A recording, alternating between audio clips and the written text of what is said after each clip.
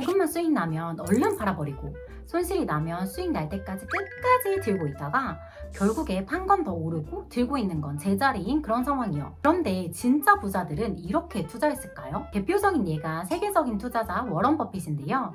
그의 자산 중 99%는 50세 이후에 생겼다고 해요. 시간이 흐를수록 복리의 힘이 커지고 그걸 인내로 버텨낸 사람들이 결국 큰 부를 이루는 거죠. 그런데 우리는 이 사실을 알면서도 왜 눈앞의 수익에 계속 흔들릴까요? 이유는 간단해요. 투자는 숫자 게임이기도 하지만 결국에 심리 게임이기도 하거든요. 불안, 조급함, 욕심 같은 감정이 우리의 판단을 흐리고 결국에 투자 실수로 이어지죠. 사실 저도 그랬어요. 하지만 그 흔들림 속에서 실수를 줄이고 내 투자 기준을 다시 세울 수 있었던 계기가 있었는데요. 바로 돈의 심리학이라는 이 책 덕분이었어요.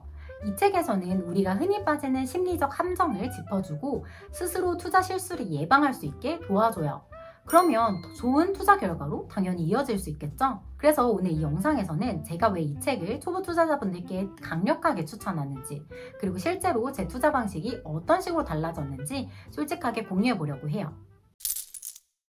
안녕하세요, 은공입니다. 저는 이 책을 읽고 나서 투자에서 자주 빠지는 심리적 함정들을 미리 알게 되니까 결정이 훨씬 단순해지고 무엇보다 큰 수익을 여유있게 기다릴 수 있는 사람이 되었어요. 예전엔 조금만 떨어져도 불안해서 차트를 들여다보고 조금만 수익이 나도 바로 팔아버려서 후회하기를 반복했죠. 하지만 지금은 3년째 보유 중인 ETF가 생겼고요. 이제는 웬만한 하락장에서도 흔들리지 않으면서 더 큰 수익을 기다릴 수 있는 마음의 여유도 생겼어요. 당연히 수익률도 전부 다 좋아졌고요. 이런 변화가 가능했던 이유는 이 책이 초보 투자자들이 자주 빠지는 착각과 패턴을 숫자가 아닌 심리의 관점에서 정확하게 짚어주기 때문이에요. 예를 하나 들어볼게요. 우리는 보통 투자를 시작하면 모든 종목에서 수익을 내야 한다고 생각하죠. 그런데 이 책에서는 이렇게 말해요. 크고 돈이 되고 유명하고 영향력 있는 것들은 모두 꼬리 사건이라고 부르는 아주 이례적인 사건의 결과다. 꼬리 사건은 1000분의 1 내지 100만분의 1 확률로 일어나는 평범하지 않은 사건의 결과다. 즉, 크고 의미 있는 결과는 극히 예외적인 몇몇 투자에서 나온다는 거예요. 실제로 워런 버핏도 400에서 500개 종목에 투자했는데 그 중에서 단 10개 내외 종목의 수익이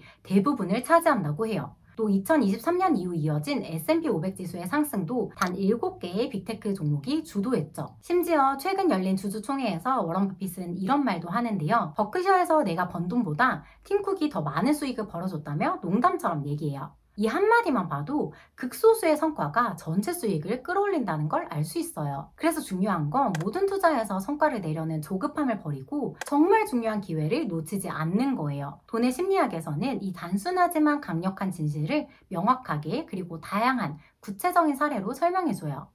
이 외에도 우리가 흔히 빠지는 착각에서 벗어나게 해주는 다양한 관점을 소개해 주는데요. 그래서 저는 이런 분들께 이 책을 추천해요. 수익 내는 방법은 열심히 공부했는데 여전히 투자할 때마다 흔들려요 하시는 분들, 장기 투자하고 싶은데 조급한 마음 때문에 자꾸 타이밍을 재게 돼요 하시는 분들, 뭔가 놓치고 있는 것 같은데 뭘 놓치고 있는지 몰라서 불안해요 하는 분들께 추천드리고 싶어요. 두 번째 이유는 초보 투자자들에게 꼭 필요한 멘탈을 잡아주기 때문인데요. 결국 투자의 핵심은 얼마나 오래 지속할 수 있느냐인데 멘탈이 흔들리면 그 시간을 버티는 게 정말 어렵거든요. 투자를 하다 보면 수익이 날 땐 우쭐해지고 손실이 나면 좌절하거나 스스로를 탓하게 되죠. 저 역시 마찬가지였는데요. 돈의 심리학을 읽고 나서 조금씩 평정심을 찾아갈 수 있었어요. 특히 인상 깊었던 건 행운과 리스크를 바라보는 저자의 시선이었어요. 책에 이런 문장이 나오는데요. 성공한 사람이 있고 실패한 사람이 있다. 두 사람의 투자 결과는 달랐고 사람들은 이렇게 평했다. 멋있게 대담했다. 바보같이 무모했다. 어떤 차이가 있을까? 어디까지가 행운이고 어디까지가 노력과 재주이며 어디부터가 리스크일까? 누구도 정확하게 알 수 없다. 다만 확실한 것은 어떤 결과가 100% 노력이나 의사결정으로 이루어진다고 생각해선 안 된다는 것. 저는 이 내용을 보고 헉 했어요. 그동안 저도 결과만 보고 제 판단을 평가하고 있었더라고요. 하지만 실제로는 운과 타이밍이라는 내가 통제할 수 없는 요소들이 작용하고 있었던 거예요. 이 사실을 인정하게 되면 놀라운 변화가 일어나게 되는데요. 실패했을 때 과하게 자책하지도 않고요. 성공했을 때도 지나친 자만에 빠지지 않게 되죠. 이건 내 실력만이 아니라 운도 섞여 있을 수 있다라는 이런 겸손한 인식이 다음 투자 결정을 더 신중하게 만들어주고요. 전 이걸 계기로 투자를 더 길게 이어갈 수 있는 힘이 생겼어요. 하나하나의 성과에 일희일비하지 않고 긴 호흡으로 투자 여정을 바라볼 수 있게 된 거죠. 돈의 심리학은 그렇게 저의 흔들리는 멘탈을 잡아준 책이에요. 세 번째 이유는 정말 쉽게 읽힌다는 점이에요.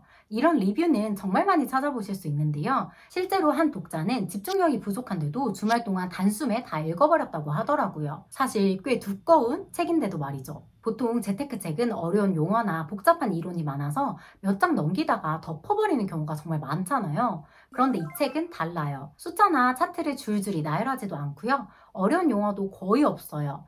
대신 실제 사례를 중심으로 이야기처럼 풀어나가서 정말 소설처럼 편하게 읽히거든요. 저자가 기자 출신이라 그런지 문장도 짧고 명확한 편이에요. 한 예로 저자가 주차 대행 아르바이트를 할 때 경험한 일화를 들려주는데요. 누군가가 근사한 차를 모는 것을 봤을 때 우리는 저 차 모는 사람 멋진데? 라고 생각하지 않는다는 거예요. 오히려 저 차가 내 거라면 사람들이 내가 멋지다고 생각할 텐데 라고 상상한다는 거죠. 짧은 얘기지만 우리의 심리를 정확하게 짚어주죠. 이처럼 쉽게 읽히지만 통찰력이 있는 이야기들이 정말 가득해요. 또 20개의 짧은 챕터로 구성되어 있어서 처음부터 끝까지 읽지 않으셔도 돼요.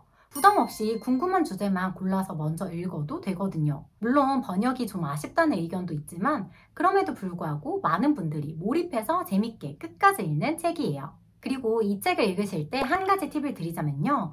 정보를 얻겠다는 마음보다는 내 관점을 정리하겠다는 마음으로 읽으시는 게 훨씬 만족도가 높을 거예요. 왜냐하면 이 책은 이걸 사라 이런 식의 조언이 아니라 내가 왜 그런 투자 결정을 반복하게 되는지에 대한 근본적인 원인을 생각해보게 만들어주거든요. 그래서 저는 이 책이 판단력과 기준을 세우고 싶은 분들께 특히 더 큰 도움이 된다고 생각해요. 투자 초보자일수록 이런 기준이 없다 보니 시장 분위기나 영상, 뉴스 한 줄에도 쉽게 흔들리게 되잖아요. 저도 예전에는 정보가 부족해서 흔들리는 줄 알았는데 이 책을 읽고 나서는 내가 기준이 없기 때문에 심리적으로 흔들리는구나 라는 생각이 들더라고요. 그 이후로 기준을 하나씩 세워가면서 제 투자 방식이 훨씬 단단해졌어요. 그래서 저는 여전히 불안할 때마다 이 책을 꺼내서 다시 읽고 있어요. 돈의 심리학을 통해서 여러분도 여러분만의 투자 관점과 기준을 단단하게 만들 수 있는 계기가 됐으면 좋겠어요. 영상 아래 고정 댓글에 구매 가능한 링크도 남겨둘게요. 해당 링크로 구매해주시면 저에게 소소한 수익이 들어오는데 그걸 모아서 커피 한 잔 마시면서 다음 컨텐츠 더 열심히 준비해볼게요. 마지막으로 최근에 친구랑 얘기하다가 여러분과도 꼭 공유하고 싶은 에피소드가 하나 있었는데요. 친구가 회사에서 주식을 받았는데 대부분의 직원이 주가가 2배쯤 올랐을 때 다 팔았대요. 그런데 딱 3명만 아직도 그 주식을 가지고 있다는 거예요. 그래서 제가 우와 대박이다 라고 했더니 친구가 뜻밖에도 근데 그 사람 하나도 안 부러워 라고 하더라고요. 왜냐고 물어보니까 그 3사람은 이미 돈이 많은 사람들이라는 거예요. 제 생각엔 돈이 모자라지 않으니까 급하게 팔 이유가 없고 그래서 계속 들고 있는 것 같거든요. 근데 이 얘기를 들으면서 아 이래서 부자가 더 부자가 되는구나 라는 생각이 들더라고요. 결국 기다릴 수 있는 여유, 조급하지 않은 태도가 엄청난 차이를 만든 거잖아요. 그래서 저도 오래오래 투자하기로 다시 한번 마음먹었어요. 사업을 하고 있으니까 정년퇴직도 없겠다. 평생 일하면서 계속 투자를 병행하려고요. 여러분도 이 긴 여정에 함께 해주시면 좋을 것 같아요. 앞으로도 여러분이 금융상품을 제대로 이해하고 나한테 맞는 현명한 선택을 하실 수 있도록 계속 도와드릴게요. 오늘도 시청해주셔서 감사합니다.